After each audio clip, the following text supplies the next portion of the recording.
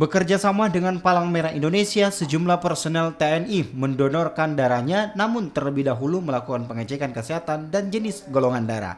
Aksi donor darah ini selain memperingati hari jadi TNI ke-74, juga sebagai bentuk kepedulian TNI terhadap sesama manusia. Aksi donor darah ini ditargetkan dapat mencapai 1.000 kantong dan seluruh darah akan diserahkan ke Palang Merah Indonesia. Ya, terima kasih. Jadi kegiatan donor darah ini dilaksanakan dalam rangka HUT ke-74 Kesehatan Angkatan Darat. Donor darah ini dilaksanakan secara serentak seluruh Indonesia.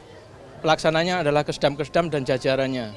Untuk Kesdam 14 Hasanuddin dilaksanakan dengan target 1.000 orang dengan rincian 400 di Makesdam, kemudian 200 di masing-masing Denkes meliputi Kendari, Bone, dan Parepare. Betul.